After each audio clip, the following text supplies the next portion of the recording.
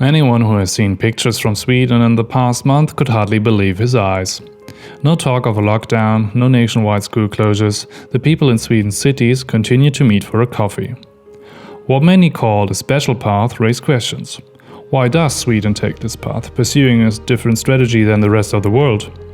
New documents from the city of Malmö in southern Sweden could now provide an answer to these questions. Reports show Sweden had already been trained to deal with an epidemic. In 2010, Ecologist Prof Göran Bengtsson and other security experts commissioned a risk analysis for the Metropolitan Region of Malmo. Tegnell, the current state epidemiologist, also contributed to the work. They calculated the impact that an influenza epidemic would have on the region. How this work influenced Sweden's path in the corona pandemic is topic in today's talk. Okay, Göran. Welcome to Zeitgenossen.Online. Thanks for taking your time. Göran, no lockdown, children play in kindergarten, adults enjoy springtime in cafes and restaurants here in Sweden. Sweden takes a special route in the corona crisis, and it has been discussed a lot in the media worldwide, and it caused a lot of publicity. I ask myself always, why did Sweden choose to go this special path in the corona crisis?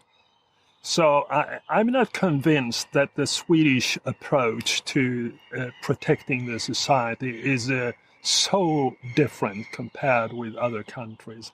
There are different ingredients, interactions that have been emphasized more or less than in other countries. Take this example with the schools. Why on earth would you close a school when it has not been shown to be efficient to protect anybody, school pupils or the elderly? As a matter of fact, it may even be counterproductive if the kids stay home and get upset with the whole situation after 3 or 4 weeks of being at home. So I think there are some few interactions in society that Sweden has not taken as opposed to other countries. But in many other respects, we all follow the same rules. You just mentioned already the school closings. We come to this in a second. You said the Swedish approach is not that different than compared to other countries, but on the other side, Sweden didn't have this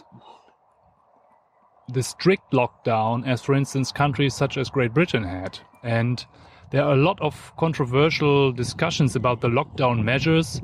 And I think in almost every country where the measures have been imposed, some people say the lockdown didn't work. In Germany, for instance, the reproduction factor was below 1 before the measurement started, and it was below 1 after the lockdown was lifted. In your opinion, would a strict lockdown, have been better for Sweden in containing the virus? So I'm sorry to say that there's no way whatsoever to evaluate the efficiency of different interactions in Europe or anywhere else in the world this time, and not the last time, 2009, either. And the reason is that the lockdowns or the interactions, in most cases, when they start and when they end, are not controlled by scientists. If you are closing down a society, you have to decide what interactions to use. You cannot use 10 kinds of interactions at the same time and believe that you can evaluate which one was the best at the very end. So this has been pointed out in scientific reports that it unfortunately will be very, very difficult to evaluate what was the best and what was the worst strategy. Göran, under your leadership, there was a study conducted 10 years ago after the swine flu, I think it was. And you did a research and you calculated on how an influenza epidemic would affect the region around Malmö, the greater metropolitan area around Malmö in South Sweden. And the co-author of this study was Tegnell, who is today the country's chief epidemiologist. Can you tell us what was the intention of this study? What was the motivation, and what were the key findings in this study, in this computation, in this model? There was many questions at one time. The purpose was to help the 9 different counties in this greater Malmö region. That is to say, we're talking about 600,000 to 700,000 people, to help them to evaluate the efficiency of different social interactions for preventing the spread of the next upcoming pandemic after 2009. So this work was done in 2010. And I think it was brave of the people in the counties to decide to go to the depth in evaluating their possibilities to interact, to prevent people from getting sick next time. So we did part of the work independently and part of that together with the Center for Epidemics in Sweden, the state agency at that time, with different kind of modeling approaches. So what you then do is to make experiments on the efficiency of different interactions in such a large community. Now, there were, so many different results, almost too much for the people that had ordered the work to handle. But I can pick out some few. One was the efficiency of social distancing among all people on the street and, going to the pub and things like that. Normally, at the most, the efficiency of this kind of social distancing may come up to perhaps 15% less infected. Especially if you have, let's say, in a Swedish society, I may have to tell you that we have a law in Sweden for epidemics that specifies that everybody in the society, every single individual, has a responsibility for her or his health. So it's up to the individual to do things to keep good health. And the state agency is responsible for giving advices. Now, if you give advice, please, people, keep a distance to others. Not everybody would do it. Follow it. Yeah. So we simulated a 30% and 60% efficiency of social distancing.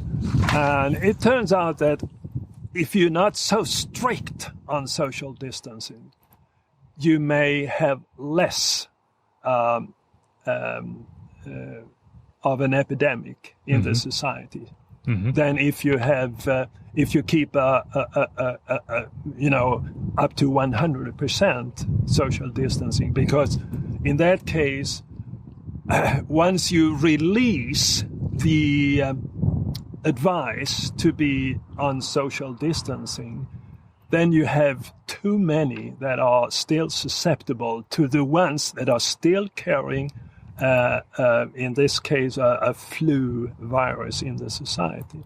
So you have to be really careful in the effort to imply different interactions in the society. Don't overshoot. That's, I think, a general advice. So as a regular person, you might come across the idea of common sense to say, okay, if all people isolate each other from another and they stay isolated for some time, that would make the virus go away, rotten it out, so to say. But you say, that does not happen. It might postpone the whole thing and shift it to a later point in time, yeah? Yeah, that happens. At least with the flu, remember that a flu virus goes through society as a wave, all over society, as opposed to a coronavirus, which is patchy in its distribution.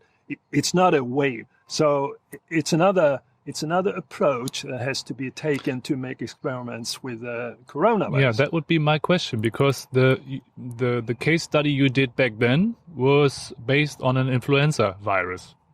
So now this is not an influenza strain, it's a corona one. So how can the statements from that simulation back in 2010, how can they be transferred, or can they be are they applicable to today's world, so to say, in this situation?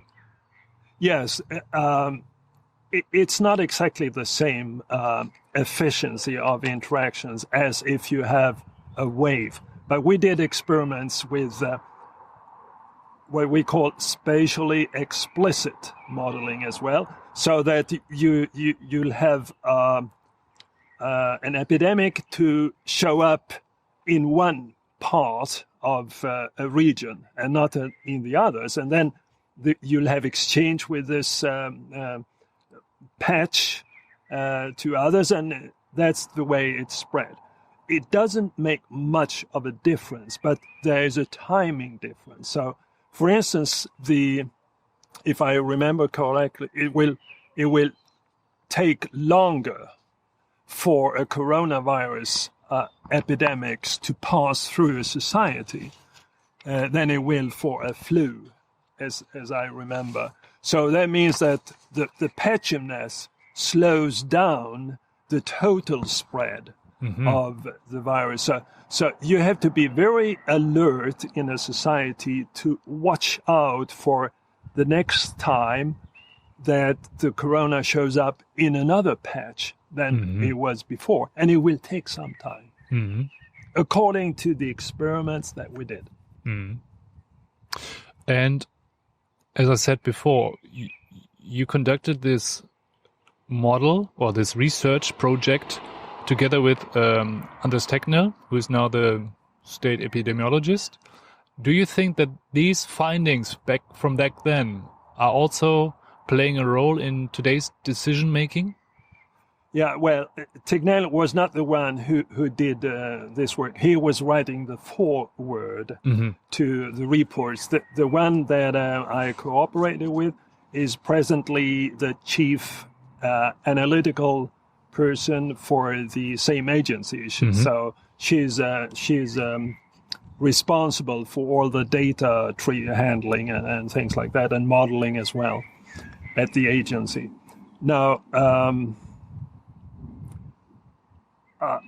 I think there are at least two of the observations that we made in our experiments that passed through the criticism of the agency. One was with the school closing. I was a little bit annoyed that the agency recommended high schools or gymnasium to close down, and universities as well. To close down, yeah. Yeah. Why would they do that exception? I think that, we pointed out in our report that the data for the communication between students of that age and others in the society, that data, how many do they meet and when do they meet them and what age groups do they meet and things like that. We said that this data is a little bit shaky. We would encourage the counties to find out better how the pupils of this age are communicating with each other and with the rest of the society. Perhaps because it was a shaky data, they decided, well, perhaps it's better to close it down. So there was one thing that came into the so-called strategy of Sweden. And I think the second one was that even if we made many efforts with experiments in a spatially explicit modeling, we didn't manage to find any great evidence, no evidence so whatsoever, to close borders. Once you have got people infected, and to the extent that there are so many that you can tell that now we have an epidemics coming in. Once you have that many people infected, it's redundant to close borders. So Sweden kept its borders open as opposed to the rest of this European community, which isolated single countries from each others. So to sum this up, so one finding was school closures are not necessary. And due to the fact that the data was a little shaky, as you said, for older students, for older people, they said, okay, we remain schools open, but not all educational facilities. We close universities and we close the people who are doing their A-levels. And the second one was, the second finding that would be transferred from the simulation in 2010 to today is keeping the borders open, because at some point you cannot trace back all the infected people, so it doesn't matter whether you close or not close the borders. Is that correct? Yes. So, I would say, please, those of you who close the borders, show me the scientific evidence for the efficiency of closing the borders. Please. Okay. And did you, for instance, today we see everywhere in the world, apart from Sweden, we see people wearing these face masks. For instance, in Germany, we have to wear them in public when we go to a supermarket or in the restaurant or whatsoever. Of course, not while eating, but when entering the restaurant, you have to wear the face mask. Have you also taken such protection measures into account when doing this simulation in 2010? No, we did not include face masks or pieces of cotton or respirators at all, because the data at that time for the efficiency was just too weak. The data for social distancing were rather convincing. So, I'm not talking about that we did something unique with respect to science, because we used scientific reports as sort of a database at that time. And I know I evaluated the scientific evidence for face masks at that time, and that was too weak to, we couldn't do it. And it's still true. Where is the evidence for a face mask coming from? It's coming from two sources, home and from hospital area. But it's not from the society. People walking on the street and things like that. And plus, there's a lot of belief that a face mask will prevent you from being contaminated by viruses. Sorry to say, it doesn't seal in that way. You have to have a respirator to be safe. And that's another cost, and there's a limit on the production. So sorry to say, it's better to stay away from others. So by saying respirator, you mean like these N95 face masks? Yes, yeah? So exactly. Yeah. Okay. There are many different varieties. Yeah. Now, there was a recent review of observational studies, I should say, on face masks and also respirators in the Lancet. Now, the face masks that they evaluated, they have 12 to 14 layers of plastic and things like that. The ones that you buy, locally, they have 2 or 3 layers. So it's totally different. Total different experience. Yeah. Like with toilet paper, for instance. Yeah. Yeah, okay. Göran, one of my previous episodes, I had Michael Levitt as guest, and he's a Nobel Prize winner in chemistry, and he's a professor at Stanford University, and he did research on the numbers since the corona pandemic started, and he was predicting the numbers for China, and he was predicting the numbers started predicting the numbers for the rest of the world based on model calculations. And for China, he was very accurate, relatively precise until today. And he said those who deny that COVID-19 is similar to a flu are doing so for political reasons. What is your opinion on that statement? Well, to me, it seems this kind of virus certainly is much more patchy in its distribution to be comparable with the past flu viruses. You know, we're talking about the Hong Kong virus, as I remember. It was like hitting countries in a wave, most everywhere, spreading. I mean, the flu viruses are also carried in aerosols.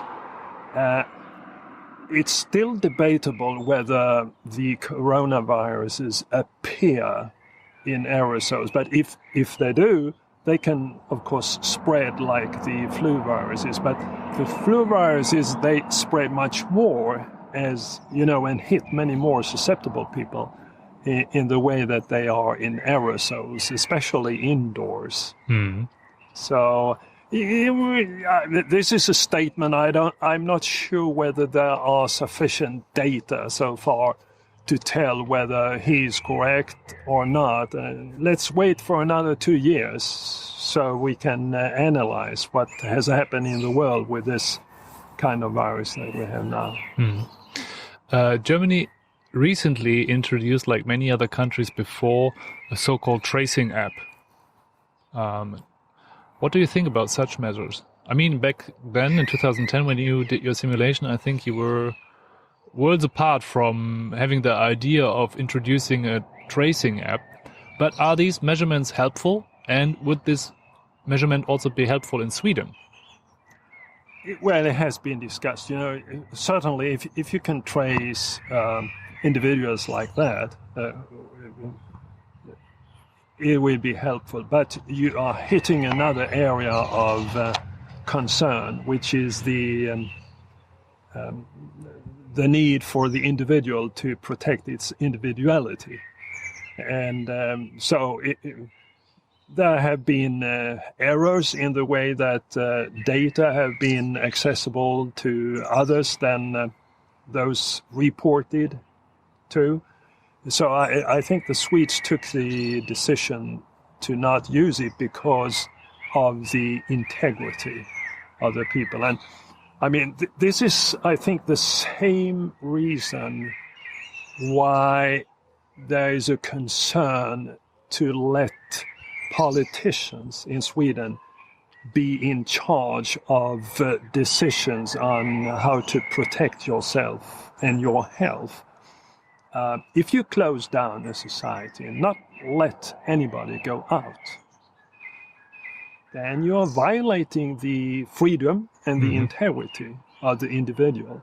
So that's like a despotic society. Somebody is deciding. We don't have that law in Sweden for the politicians to do like that. Then it has to be added, not permanently, but temporarily, to the law as a possibility for the politicians to close down an activity like a concert or something like that. It requires a temporarily valid change of the law. So, I think, no, this is not science. This is more ideology. But I'm concerned that you are overshooting the protection of the health by manipulating the individual integrity of people. So it's a matter of balancing between the fundamental rights of a person and the health protection, yeah, of individuals. Yeah, that's strict, and that's okay. politics, I think. So it can be discussed a lot, and it should be. And you would argue that, for instance, as the tracing app I mentioned, that would be a limitation or a step into people's privacy. But I mean, as you said, from an epidemiological perspective, it might make sense. Yeah, perfect. Very good database. Yes, I would love to have access as a scientist, you would love to have access to it. Yeah, I can imagine. But you would say the price for the person's integrity is still worth more than for the collective health. Yeah.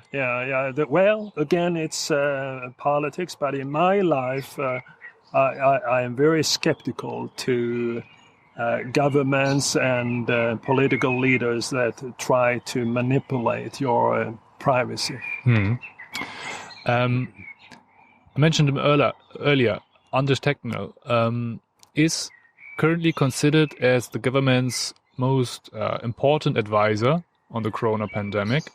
And he's convinced that, as far as what I read, that he is sticking to this special way. He estimates that there will be a second wave in autumn, but Sweden will have a high immunity at that time. However, there were antibody studies conducted, for instance, in the Stockholm greater area, I remember. And I remember there was a number of around 7.8% or so of the people had traceable antibodies. But for herd immunity, according to experts, you need, I think, around 60 or 70%. So what I ask myself is, first of all, how do you assess the situation? And does Tegnell lack a sense of reality? I'm not sure that he has expressed himself like that. You know, if I would be him, I would say that we cannot exclude the possibility that the virus will appear again somewhere else than, let's say, in Stockholm or in northern Italy or whatever. We cannot exclude that possibility. We may have that virus around for some few years. That would be your prediction, that this virus will be around for... I say that it's not a prediction. I would say that I cannot exclude that probability. There's a certain probability based on past experience of viruses that it will appear again. And then it is a question of how much immunity is required in a society. I'm not an expert on that. I noticed that the proportion of people considered or measured as immunic changes all the time. So now the chief epidemiologist in Stockholm, Greater Stockholm, he finds that the number of infected goes down in Stockholm area. And he thinks one of the reasons is that we have got so many immunic people in the Stockholm area. That's one of the reasons, he says. Well, that's a possibility.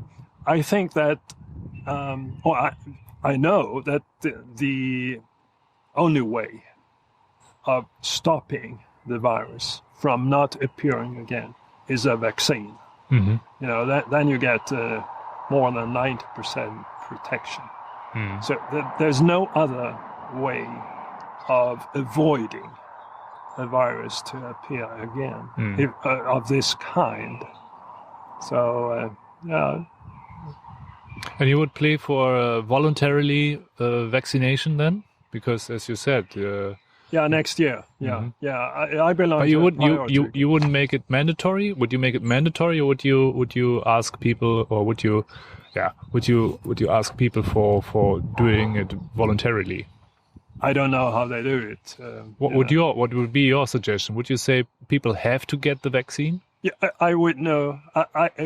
We made experiment on that in the 2010. So it's better, more efficient to do the vaccination sequentially with age groups. So you start with the elderly ones and so forth. And you start with the ones that are moving around a lot. Yeah, so those are the two groups. Yeah, we did experiments. So it's already known how you should do it. Yes. So you would do it gradually, sequentially? Yeah. But would you, for instance, say to the elderly, you have to get the vaccination? You cannot force them. You cannot force them. No. You recommend and you give this opportunity. It doesn't cost you anything. And there's a very low probability that you have side effects, all that. But then it's up to the individual to decide. Again, according to the law. Tegnell himself has admitted mistakes. Recently, I think it was the beginning of June or mid-June or something like that. And he was referring to the nursing homes, for instance, that they weren't capable of preventing nursing homes of the virus to get into the nursing homes. And I think I read a number around 50% or even more of the death in Sweden, of the total of 5,000 and something, occurred in nursing homes. So do you think that if the old people's home, these nursing homes, had been protected from the virus, the view of Sweden's path in the corona pandemic would have been different in the world? So I know that many, especially from the media, from abroad media, say the Swedes are now facing a disaster with their strategy. Do you think that this picture that the world gets of Sweden's course would be different if the virus would have been prevented from nursing homes? Oh yeah, absolutely. I mean, there are two weak points in the Swedish society. One is the nursing for the elderly, and the other is the hospital. Now, it's good to remember that Sweden has a law since 2006 that requires each county to prepare for reducing its vulnerability to extraordinary events. And one of these events is a pandemic. And each county has a responsibility for the health care of the elderly nursing home.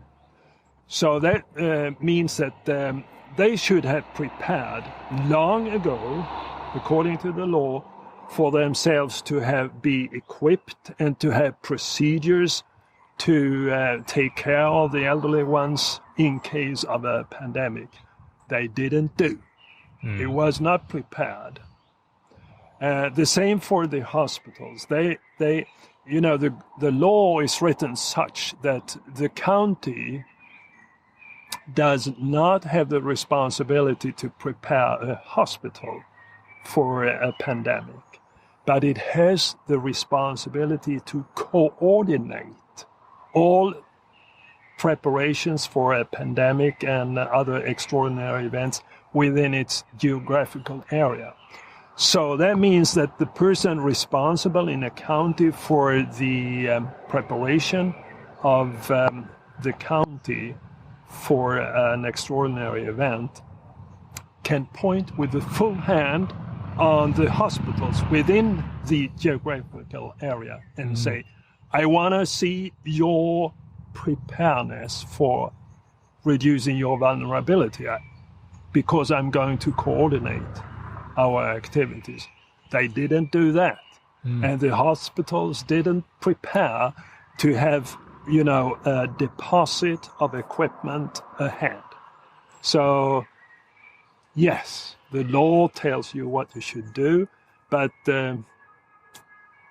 if you don't follow it, you get into this disaster. Then it doesn't help for another state agency to give recommendations to take care of the elderly and things like that. If the equipment is not there. The way to have people employed is not there, and things like that. So there's there will be a commission of supposedly experts to evaluate what went wrong and right in Sweden with respect to the pandemic, and hopefully it will find ways to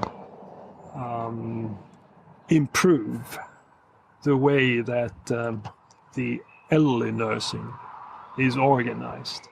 But it's good to remember that the law is already there. On the paper, the society was fully protected, and it's the same with businesses. A private company, they come to the parliament in Sweden and ask for money to help from taxpayers, because they are into hotels, restaurants, traveling agencies, and whatever. And they are affected by the pandemic. Now, the people in the county responsible for preparing the county for a pandemic are also required to coordinate the activities within the geographical area for private business. So, they could point with a hand on the companies there and say, I want to have your preparation for a pandemic on my table, and then I want to discuss with you whether it's useful or not. But it was not required.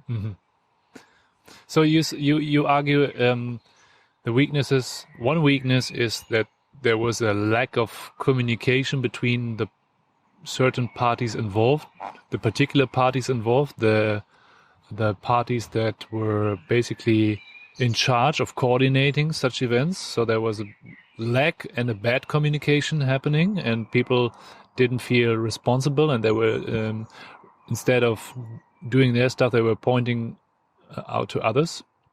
And you mentioned that there will be a self-reflection, so to say, that there will be an investigation by, I think it's a Swedish Defense Research Agency or something, and it's now taking place, right? Well, it will start soon. Soon, yeah. And you said one weakness is, as I mentioned, or as you mentioned, this bad communication. Is there any other weakness you see in this process so far that you noticed in the handling of the pandemic? Oh, in the handling, I don't know. But I can tell you that not everybody is keeping social distancing. And it looks like young people are not fully concerned about the scientific database showing the efficiency of keeping the distance. And of course, we cannot excuse them, because young people often don't get that sick by this virus. So, but for instance, we had examinations of students from the gymnasium and celebrations some few weeks ago in Sweden.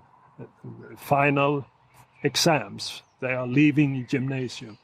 Yeah, they went together and, very close with each other. And of course, there were cases. I remember we were talking about the elderly people before. You said the young people don't often get that sick, but elderly do. And I remember at the beginning, or not just the beginning, but the mantra through this pandemic was flatten the curve. And flatten the curve was introduced to society, and it was said, okay, we have to social distance in order to prevent hospitals to reach their capacities. Or the hospitals don't access their capacities. We have this relatively high number of deaths in Sweden. We said already many of them occurred in nursing homes. However, did the hospital capacities ever reached a critical level here in Sweden during the pandemic so far? Yeah, in the Stockholm area, remember that, one of the few measurements of the effect of the virus on a society is is the excess depth. And the Stockholm area has, for the moment, throughout this year, 70% excess death, as opposed to this province, Skåne, which has 7%. And Bergamo, for instance, in northern Italy, has more than 300% excess deaths. That's one of the few, undisputable ways of making a measurement. Now, in the Stockholm area, they didn't have the equipment in place. They did not have the equipment in place to take care of all people needing. Now they have reached to that level. But by saying they didn't have the equipment, they had the facilities, but they didn't have the equipment at that time. Well, they did not even have the facility. They had not planned in that way. It takes a while to change procedures and space and things like that in a hospital when you need to have very isolated areas for the potential infected people and things like that. So and there was not space enough and so forth. Essentially, they didn't prepare for that in advance. And this is a tradition in Sweden among the hospitals, not to trust risk models for the preparation, but rather to increase the intensity in the work once something extraordinary happens. So that's the policy. Before this talk, I read a German article and in a German newspaper, and they headlined a few days ago, Sweden's special path has failed. For a long time, Sweden was considered as a corona showpiece. Today, the country is facing disaster. What has gone wrong in the massive corona experiment from which the entire country is now suffering? What do you think about such statements? Yeah. First of all, I mean, it's impossible to evaluate the interactions taken in different countries to prevent infections and deaths by the corona, because it has not been designed in a scientific way. So you cannot evaluate whether the interaction that and that has the efficiency of that and that. So basically the comparison, for instance, that is often made, that Sweden is compared to its Scandinavian neighbors, this comparison is basically invalid. Well, you can always compare, but you cannot compare the countries with respect to the interactions that were taken. If you want to compare, let's say, Norway and Sweden, then you have to compare with respect to so many other things. What is the age distribution, the demography, how were the elderly nurse areas organized, how were the hospitals organized, how many Norwegians were in Italy, Austria, the Netherlands, New York, etc. during the 2 weeks when this was introduced into Europe. I mean, in Stockholm, you have quite many rich people that can afford to go abroad to skiing resorts when the schools are closed for a week. And they took the corona in return to the Stockholm area. The Gothenburg and Malmö area did not have the schools closed down at the same time. So perhaps that's one of the reasons this area, as well as the Gothenburg area, were not affected in the same way. We'll see in a couple of years when the whole situation has been evaluated, what differences there were in the approaches to, being alert on tracking each individual that was supposedly infected and things like that, and what efficiency was associated with the social distancing and things like that. Yeah, we'll see. But it will be extremely difficult to compare the social interactions from one country to the other. In the way, a lockdown, it was lockdown, and with perhaps 10 different interactions at the same time. And then open, all of it open. I mean, come on, this is not science. I read another article the other day, and there was the Swedish television, SVT, was mentioned.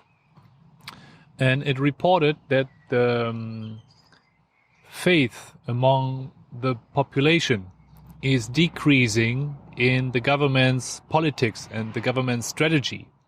What is your observation?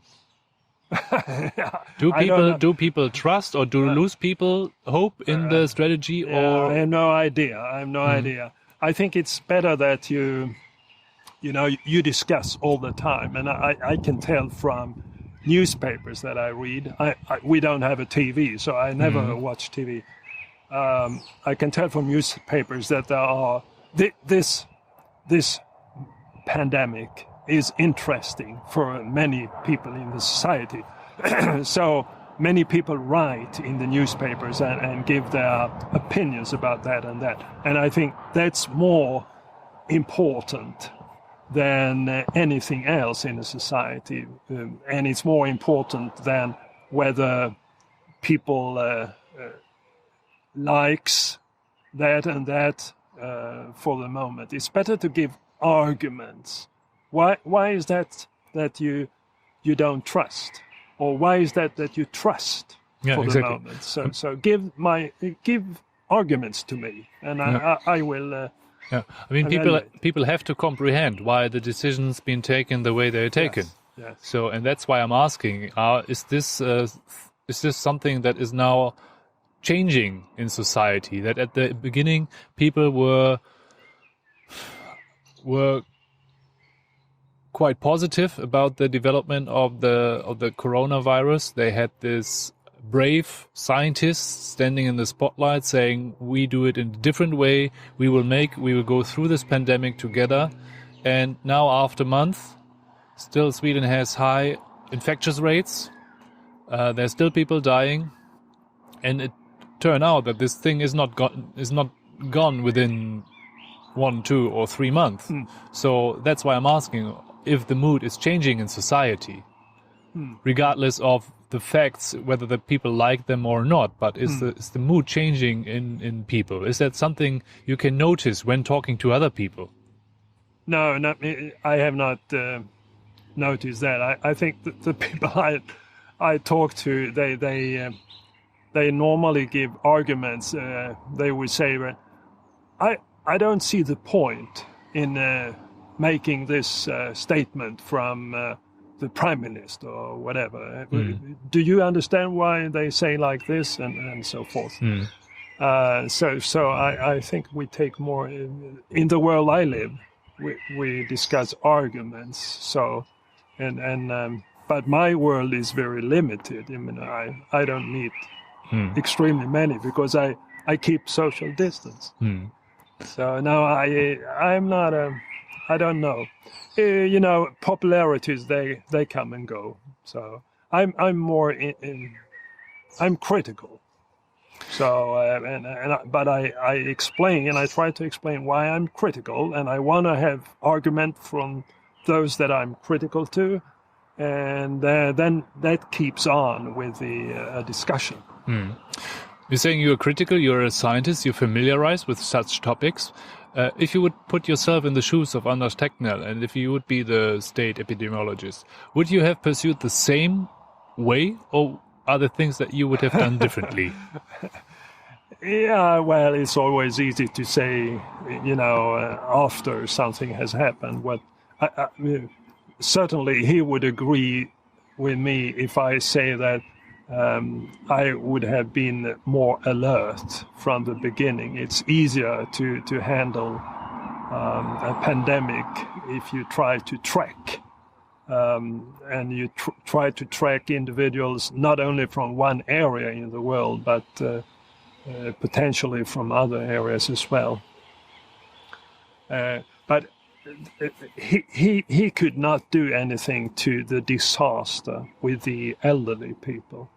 I mean, this is a responsibility for the counties and for the hospitals. Among the recommendations, I don't know. I would not have recommended people, to release the traveling guideline. That is to say, don't travel for more than some few hours away from where you live. But I understand the argument that if you still have that recommendation, stay in your neighborhood, people would ignore it during the summer when they have vacation. So then why have that recommendation? Well, still, perhaps it could be, from a scientific point of view, it would be stronger to have that as a recommendation. Please don't go to Greece or Spain or things like that. Göran, last question. I mean, it's always like looking in a glass ball, but what are your predictions for the autumn to come? I mean, we talked about the second spike. Is that something you also took into account during your simulation in 2010? That it comes in circles, so to say? And if so, what's your prediction on the coronavirus? Now, in the 2010, we made those experiments on flu viruses, and they become delayed and then return as a wave after some few months. I think it's different with the corona, I think. I'm not confident because I'm not sure anyone has been diving into the details of how it behaves in that way. But I would not be surprised if it appears again, but in different areas of the countries where there are more susceptible people still available. But remember then that most countries will be very alert at that time compared with the beginning of this year. And perhaps we have more equipment for protection in place at that time. So in the best of worlds, we can better handle the next pop-ups of the virus wherever it will appear. But you would say that we are 100% on the safe side once the vaccination has been found and 90%. 90%. Yeah. So you don't see it likelihood that, for instance, it vanished by itself, for instance, as SARS did in 2003? There is a possibility. You never know with viruses. But, we need to be prepared for the next to come up. And let's assume that those that were taking the place in airplanes some 10, 20 years ago or whatever it was, those that are putting bombs on places in the world, let's assume that they learn how to modify the RNA of viruses and come up with viruses that are much more violent to the humans than the present ones. How will we handle that? I mean, that's certainly a possibility. It's so much easier than carrying a bomb band around your body to, spread out viruses that are extremely lethal. Yeah. So, be prepared, I would say. Göran, thank you very much. Thank you very much for taking your Thank time. you, letting me talk. Stay healthy and all the best for you. Yeah, thank you. Yeah.